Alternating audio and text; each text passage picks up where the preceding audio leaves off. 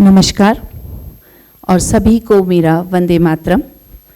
हमारे एक स्पीकर यहाँ नहीं पधार पाए हैं, लेकिन मैडम जो कि म्यूज़िकल साइड से हैं, मैम से तो मैं बहुत ही ज़्यादा पहले से भी बहुत प्रभावित हूँ। तो अब हम सेकंड सेशन शुरू करते हैं, समकालीन साहित्य में स्त्री विमर्श और स्त्री अध्ययन। और सबसे पहले मैं प्रोफेसर मधु तेलंग जी से प्रश्न पूछना चाहूँगी कि आप स्वयं गायकी से क्षेत्र से हैं और आपने पुरुष प्रधान क्षेत्र में ध्रुपद गायकी को क्यों चुना?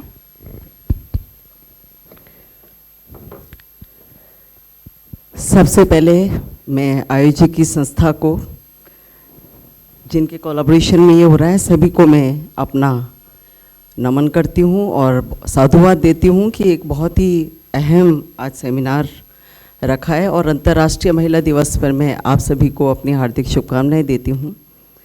इससे पूर्व भी जो विदुषियाँ यहाँ पर मौजूद थी, उन सबको भी मैं जो समक्ष बैठी हूँ उनको भी नमन करती हूँ, और मैडम पापड़ीवाल जी आपका भी और मैडम का भी।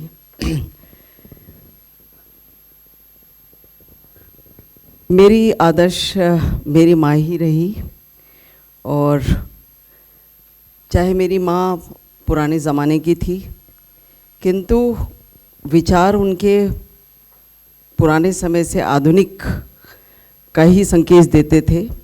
हमको पिताजी 4 बजे उठा करके रियाज़ कराते थे, तो उसमें सबसे अहम रोल मेरी माँ का था। 3:30 बजे मेरी माँ उठती थी, 4 बजे से हमको सिखाया जाता था। तो पहली तो प्रेरणा मेरी माँ है। और इससे पूर्व जो सत्र हुआ था, उद्घाटन सत्र, उसमें इना शास्त्री जी कुलपति के रूप में मौजूद थी। उस इंस्टीट्यूशंस में मेरी पढ़ाई हुई है पूरी, मैं वहाँ से ही पढ़ी हूँ। और वो महिलाओं की स्पेशली इंस्टीट्यूशन है, और वहाँ पंचमुखी शिक्षा की उन्होंने बात की थी। वहाँ ऐसा भी कोई भी कार्य नहीं है जो महिलाओं के लिए माना नहीं जाता हो कि ये महिलाओं के लायक नहीं है। वहाँ हवाई जहाज चलाने से लेकर के पाक शास्त्र सब में ही महिलाओं को दीक्षित किया जाता है। तो मेरी परवरिश उस जगह हुई, तो एक ऑटोमेटिकली वातावरण का, जो परिवेश का एक प्रभाव आपके में चला आता है, वो पूरे परिवार में भी था और हम लोगों को भी उसी रूप में शिक्षा दीक्षा हुई है।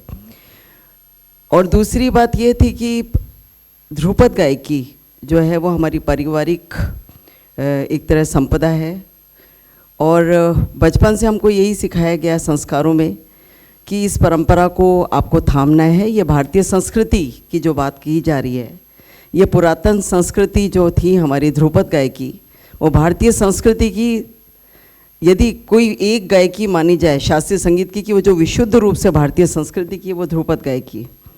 तो मुझे बचपन से ये कहा गया कि इस संस्कृति को आपको आगे तक ले जाना है, तो एक जिम्मेदारी समझ के मैंने उसको थामा।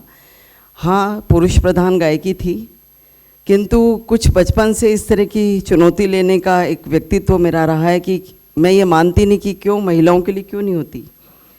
कुछ भी ऐसा चीज़ नहीं है कि जो हम महिला नहीं कर सकते हैं। तो मैं पिताजी को सुनते सुनते मोटिवेट हुई, और कब वो आत्मसात हो गया, मेरे अंदर चला गया आत्मा में।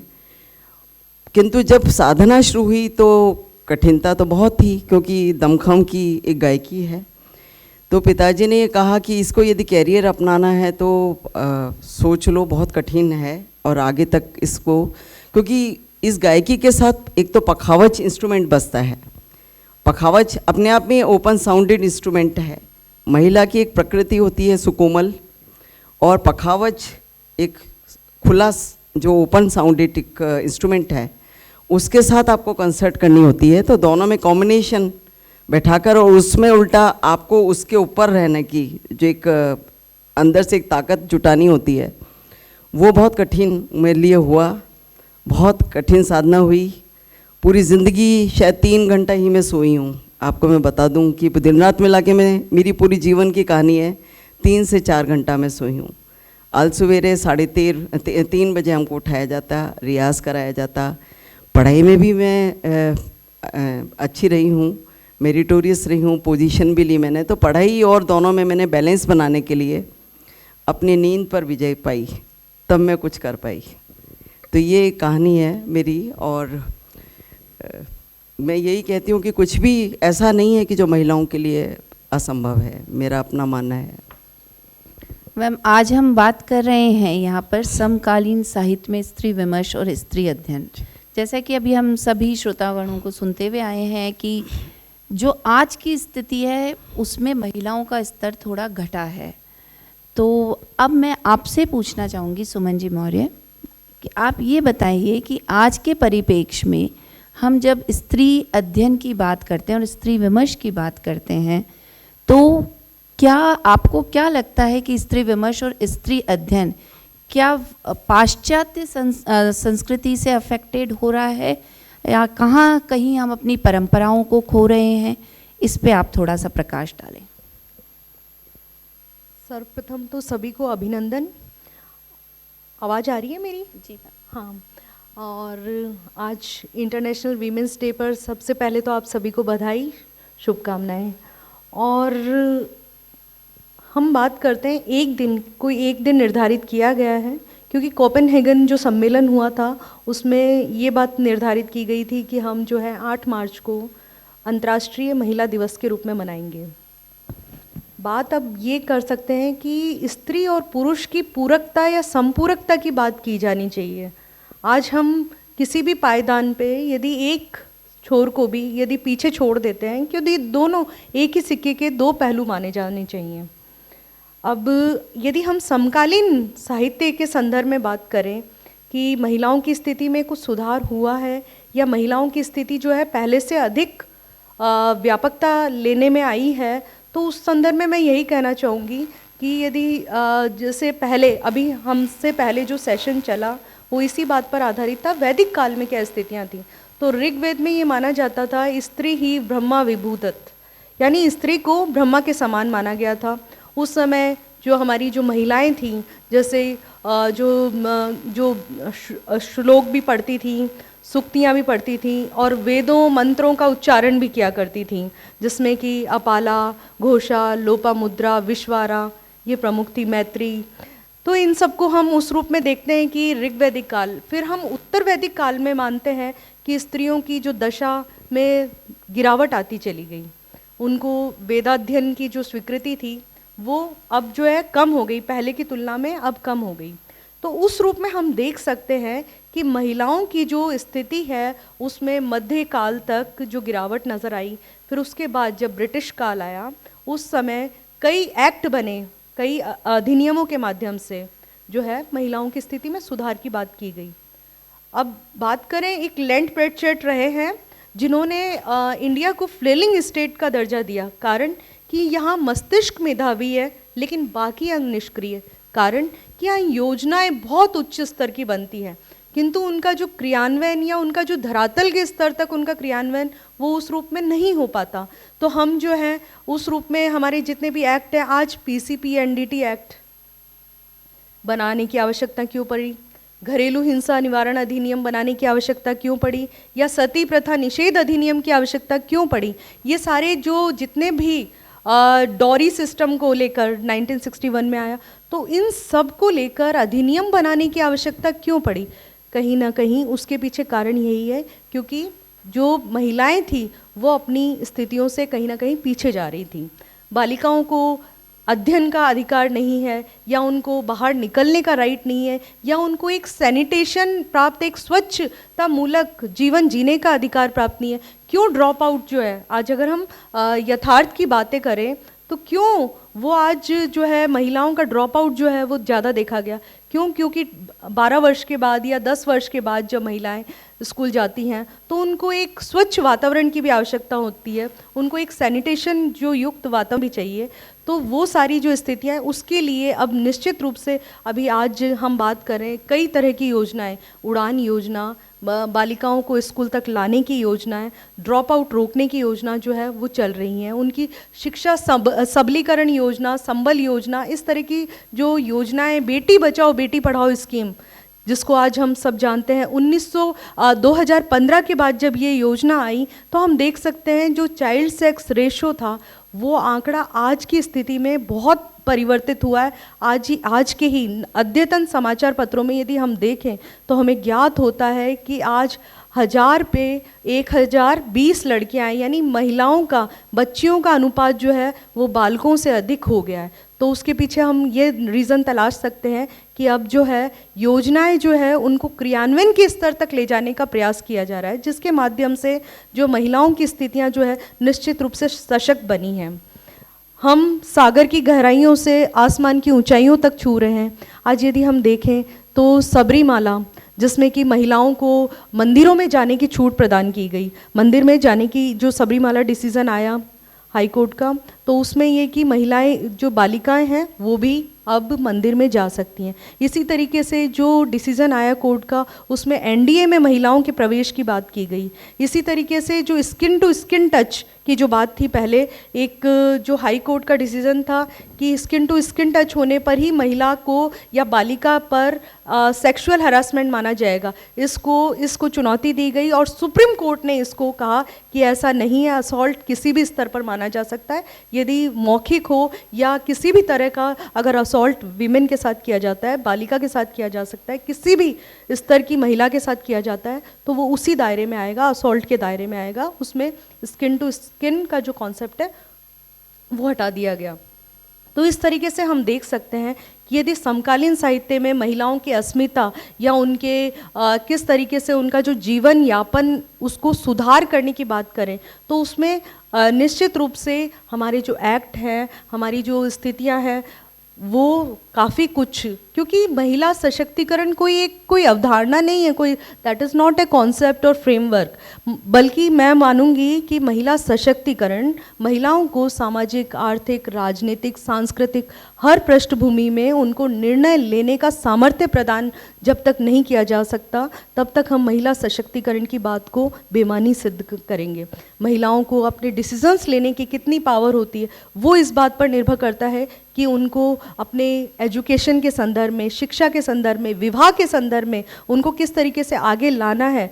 आज हम देख सकते हैं कि 2005 का जो एक्ट आया, 2005 में जो हिंदू उत्तराधिकार अधिनियम की जब हम बात करते हैं, तो उसमें यही बात आई कि महिलाओं को भी, जो लड़कियां हैं, उनको भी अपनी पिता की संपत्ति में बराबर का अधिकार होना चाहिए।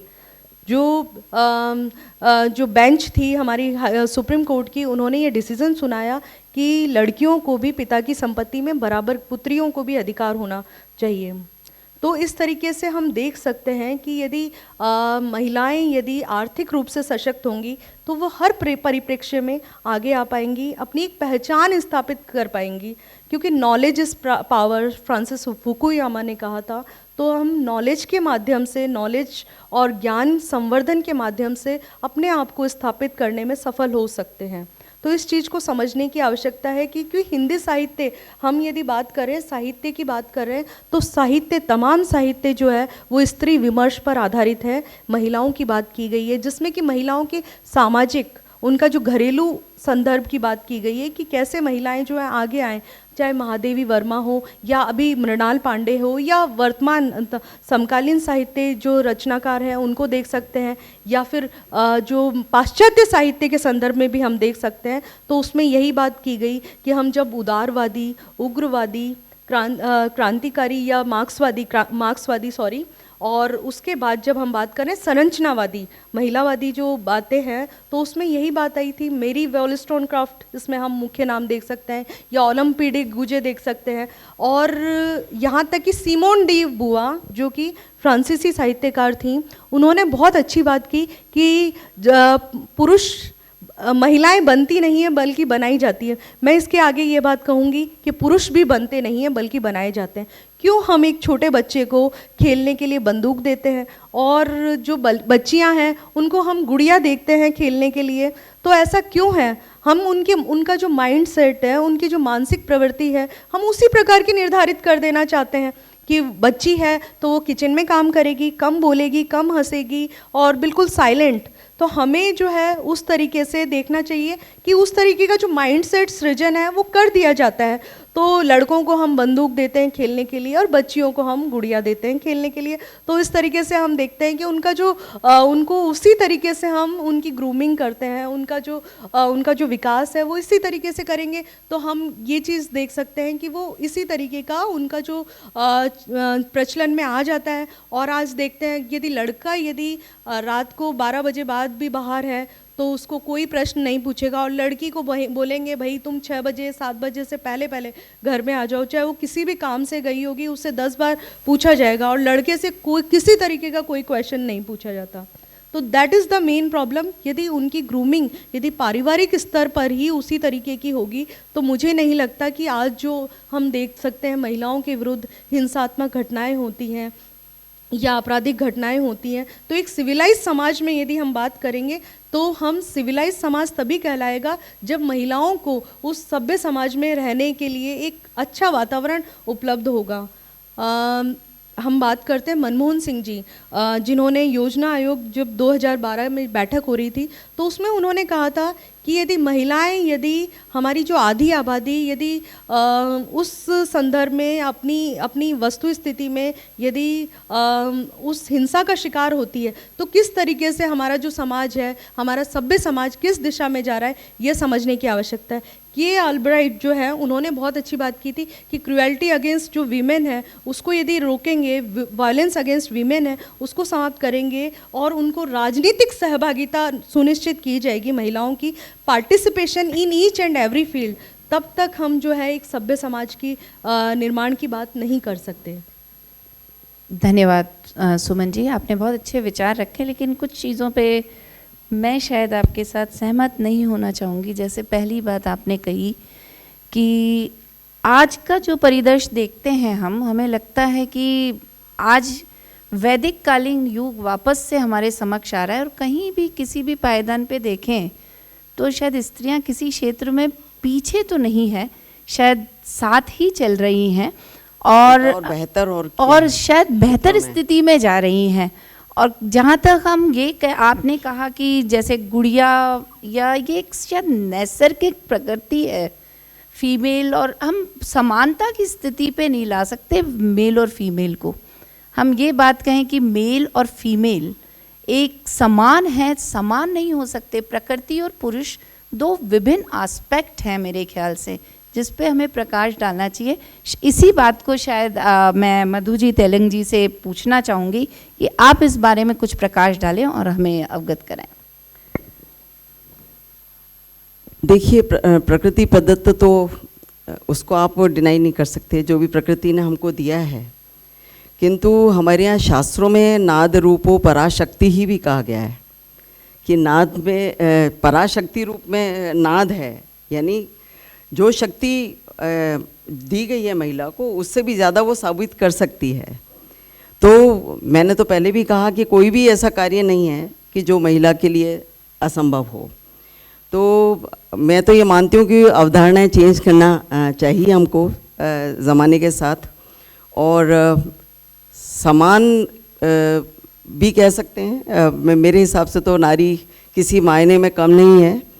और ठीक है, हमारा एक इतिहास ऐसा रहा है कि एक और तो उनको कहा गया है कि यत्र नार्यस्तु पूज्यन्ते तत्र रमन्ते देवता, और उसी समाज में कालांतर में भी कहा है कि नारी नरकस्य द्वारम, ऐसी भी अवधारणाएं रही हैं। किंतु हमारे यहाँ ऐसी बहुत सारी महिलाएं हैं जिन्होंने इस मिथ को तोड़ा है और अपने को प्रूफ किया है।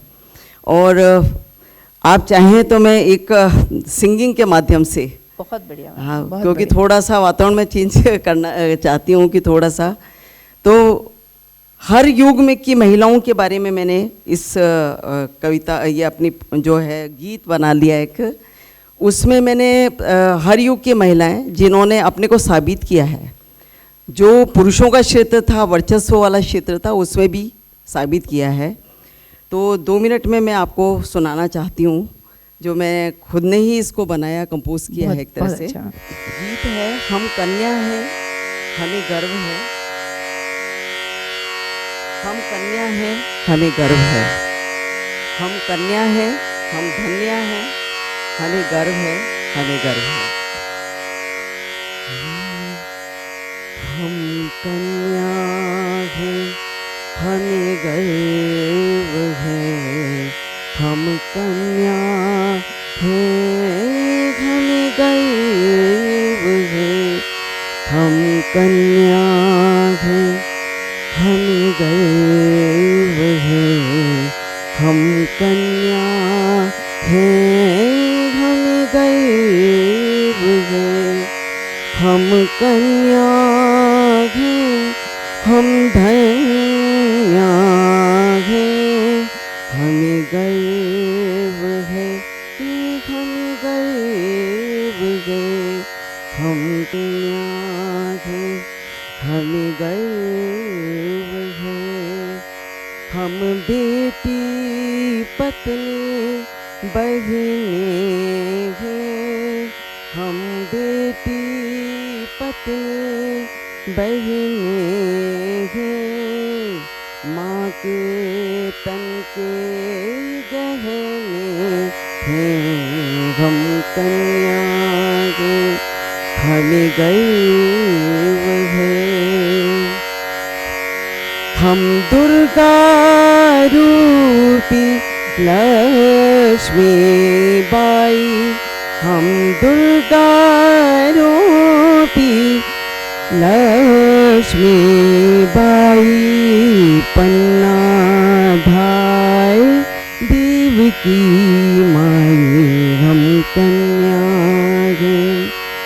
हैं लता मंगेशकर और शुभलक्ष्मी, हैं लता मंगेशकर और शुभलक्ष्मी, दान सरस्वती और धन लक्ष्मी, हम कन्या हैं, हमें गर्व है हम हैं सरोजिनी कस्तूरबा गांधी, हम हैं सरोजिनी कस्तूरबा गांधी, प्रतिभा पाटिल इंदिरा गांधी, हम कन्या हैं, हमें गर्व है हम पीटी उषा और किरण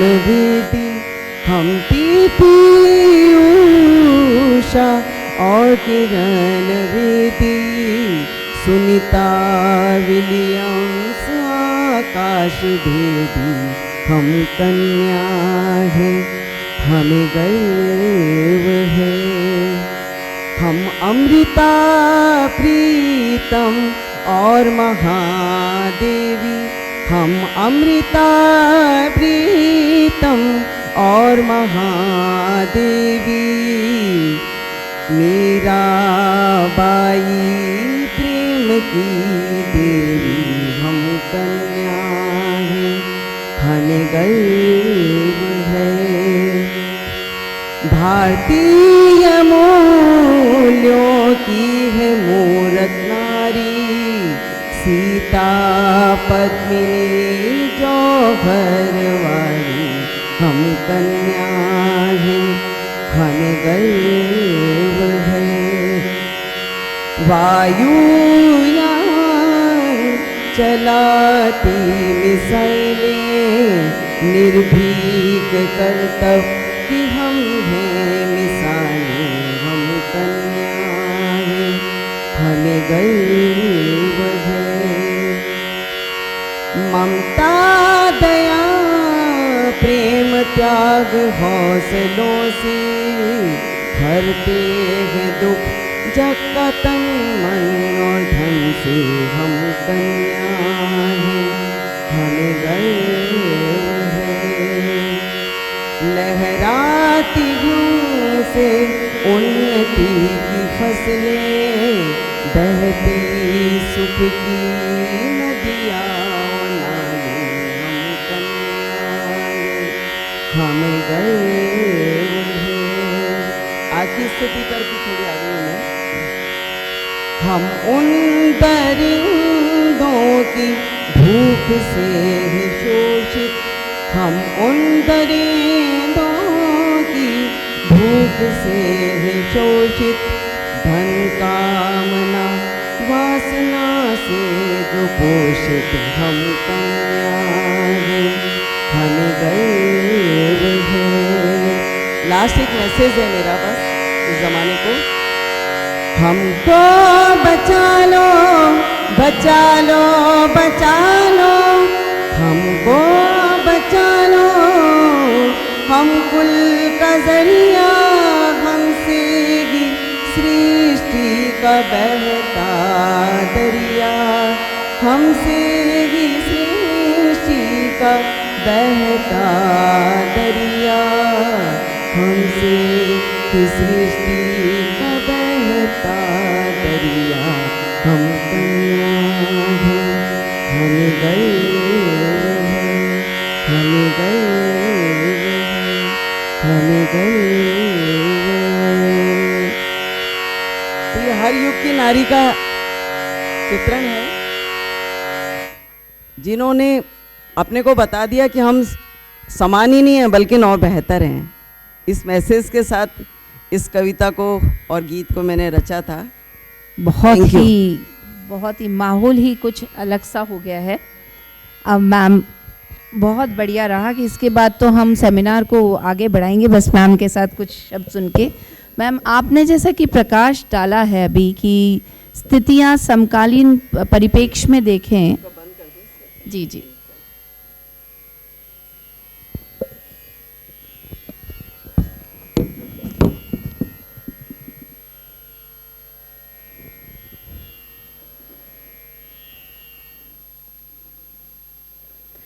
नारी अस्मिता की पहचान, स्व की चिंता और अधिकार जताने के शायद हम बदलाव के विचार को ही लेके स्त्री विमर्श ने जन्म लिया है। तो मैम आज की स्थिति में देखें जैसे बलात्कार जैसी घटनाएं होती हैं, उनके संबंध में उस समय और आज के संबंध में क्या व्यवहार था, आप इस पे थोड़ा सा प्रकाश डालें।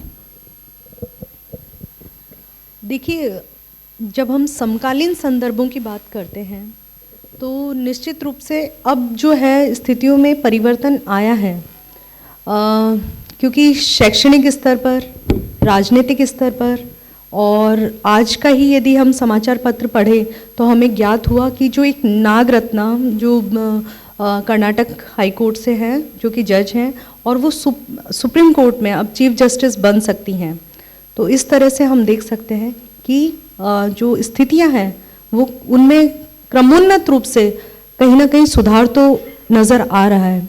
यदि पहले की बातें करें, पहले की बात यदि हम करें तो वहाँ भी ब्रह्मवादिनी या महिलाएं जो है उस तरह की वेदोच्चारण कर रही थी, जैसे जिसमें मैंने आपको नाम भी बताए, अपाला, लोपामुद्रा, घोषा, ये सब जो है उस तरह की विदुषी नारियां थीं जो कि ये कर रही थी। और आज के संदर्भ में यदि हम बात करें तो महिलाओं के खिलाफ उत्पीड़न के पीछे जो कई उसके एक कारण नहीं है, क्योंकि हम किसी बात पर क्योंकि ये एक ऐसा बिंदु है जिस पर कई राय हो सकती है, मतैक्यता होना आवश्यक नहीं है। आपके अलग विचार हो सकते हैं, मेरे अलग विचार हो सकते हैं उस संदर्भ में, लेकिन कई कारक होते हैं, किसी एक घटना के भी कई कारक होते हैं। तो उसी संदर्भ में हम देख सकते हैं कि आज जहाँ सोशल नेटवर्किंग साइट्स और टेक्नोलॉजी बढ़ी है, कई बार हम ये बात करते हैं कि शिक्षा के बढ़ने के साथ क्या महिलाओं के खिलाफ जो अपराध हैं उनमें कमी आई है या वो अपराध बढ़े हैं। ये दो कारक हैं। तो उसमें हम देख सकते हैं कि यदि केरल की स्थिति देखें तो जो एनसीआरबी के डेटा की बात कर रही हूँ मैं, यदि हम बात करें दलीलों से तो हमारी बात रद्द हो सकती है, लेकिन यदि हम आंकड़ों के साथ करेंगे तो हमारी बात जो है सनद बन सकती है। तो हम यही देख सकते हैं कि महिलाओं की जो अपेक्षिक स्थिति है वो हम मान सकते हैं कि अब जो चाइल्ड सेक्स रेशो है, शिशु लिंगानुपात है, उसमें भी परिवर्तन आया है। अब महिलाएं जो है वो उसमें चाहे वो पीसीपीएनडीटी एक्ट या किसी भी एक्ट के माध्यम से इसमें सुधार देख सकते हैं। अब बात करें कि जो महिलाओं के अगेंस्ट में जो अपराध हैं वो बढ़े हैं या उसमें गिरावट आई है, तो हम ये देख सकते हैं कि महिलाओं के विरुद्ध अपराधों में अब जो है वो बढ़ोतरी हुई है। एनसीआरबी के जो डेटा हम देखें तो यह अभी हम जितना आपका सुबह से अब तक की कॉन्फ्रेंस चल रही है, उस बीच हम देखें तो हर 3 मिनट में जो महिलाओं के खिलाफ जो अपराध है वो उसमें हम देख सकते हैं वो दर्ज किए गए हैं। और इसी तरीके से जो घरेलू हिंसा के कारक हैं या जो कारक हैं जिसमें कि लड़कियां, बालिकाएं जो हैं वो 90% से अधिक हैं, जो पारिवारिक स्तर पर उनके साथ जो है खिलवाड़ होता है, परिवार के ही सदस्यों द्वारा उनके साथ हिंसा होती है, चाहे वो किसी भी श्रेणी की हिंसा हो, यौन हिंसा या किसी भी श्रेणी की हिंसा हो सकती है।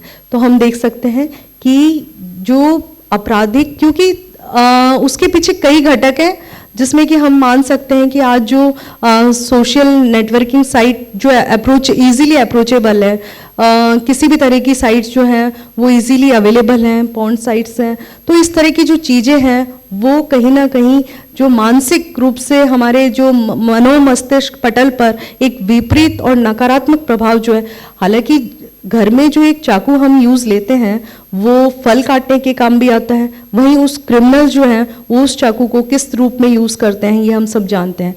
इसी तरीके से हमारे पास जो ये मोबाइल है या जिस तरीके के हमारे पास ये इंस्ट्रूमेंट्स हैं, तो वो आज कोविड पीरियड में हम देख सकते हैं बच्चों के पास अवेलेबल है। क्यों? कारण कि हम जो वर्किंग वीमेन हैं, हम अपने बच्चों को वो दे के आते हैं। क्यों? उनको की क्लासेस लेनी होती है उनको, और क्लासेस लेने के अब वो पीछे से क्या कर रहा है या फिर हमारे सामने भी वो क्या कर रहा है, we don't know about them.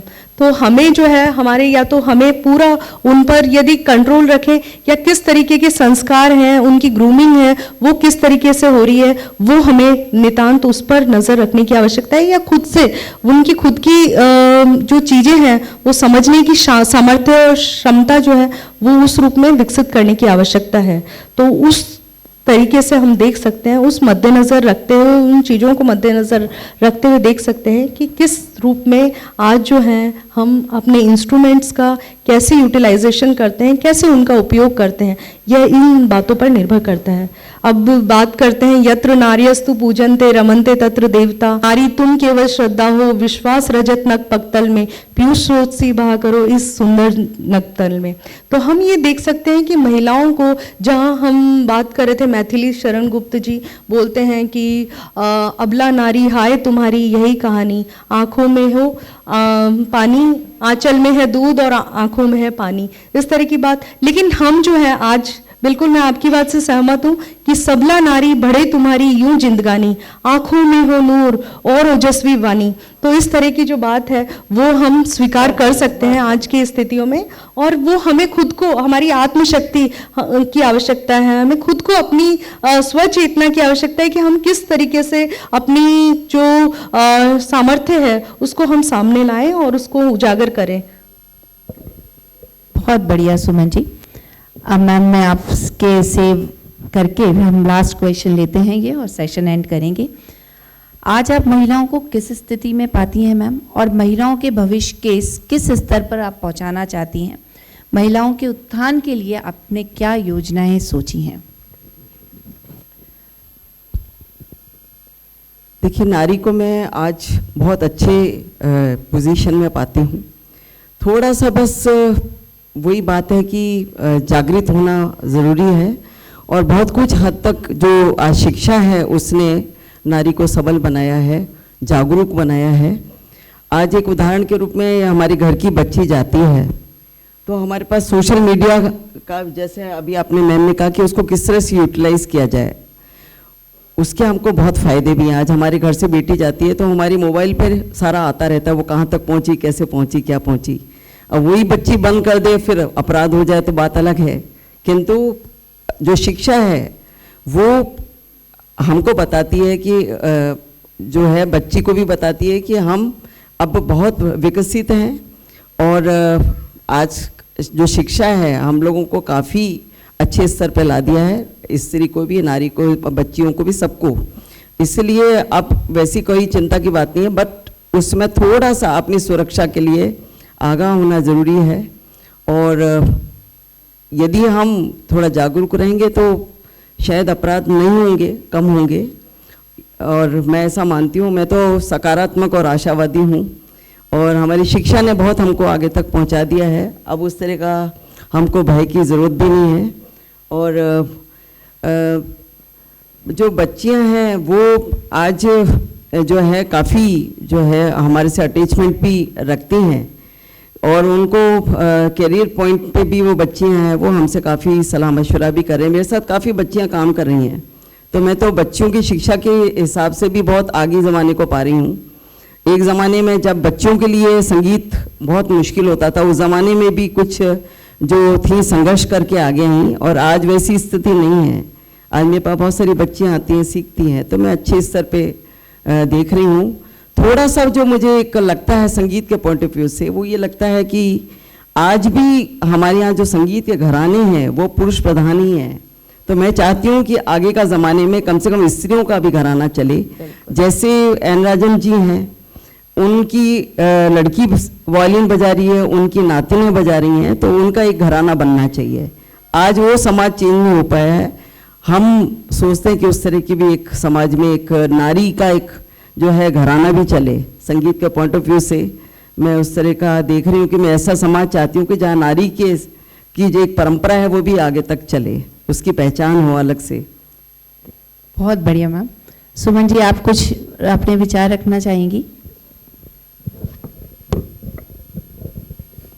बस यही कहना चाहूँगी, आज का दिन आपका है और हर दिन आपका है, और संपूरकता बहुत ज़रूरी है। ऐसा नहीं है कि जो महिलाओं का एक दिन हो गया या हम उस कारण से कहीं ना कहीं अपने दायित्व, क्योंकि कर्तव्य और अधिकार एक दूसरे के पूरक है। आपके अधिकार मेरे कर्तव्य हो सकते हैं और मेरे अधिकार आपके कर्तव्य हो सकते हैं। तो एक दूसरे के जो परस्पर समानुष्ठता है उसको हमें अपनाना पड़ेगा। एक दूसरे का आदर समादर जो है, तभी जो है हमारा समाज, हमारा देश उन्नति कर सकता है। और इसमें हमारे जो बच्चे हैं उनको, उनकी जो ग्रूमिंग है, उनको संस्कारित करने की उस तरीके से आवश्यकता है।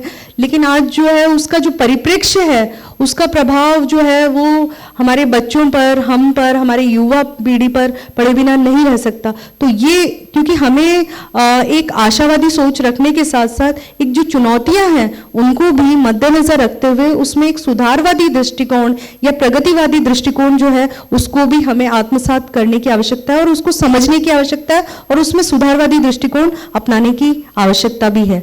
तो इस चीज को लेकर ही हमारी ये जो संगोष्ठियों का आयोजन है वो भी कहीं ना कहीं उसके पीछे जो उद्देश्य है वो भी यही होता है कि हम कुछ नीति संगत जो कार्य है, हमारी जो नीतियां हैं, हमारी जो प्लानिंग्स हैं बनती हैं हायर लेवल पे, वहाँ सही सक्षम स्तर तक हम अपनी बात जो है वो पहुंचा पाएं और उसमें कुछ सुधारवादी दृष्टिकोण जो है वो संप्रेषित कर पाएं।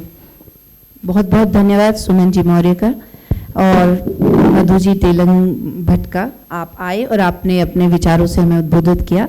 इसी के साथ हम द्वितीय सत्र का समापन करते हैं और छोटा सा ब्रेक होगा और उसके बाद फिर हम तृतीय और चतुर्थ सत्र की तरफ चलेंगे। बहुत बहुत धन्यवाद।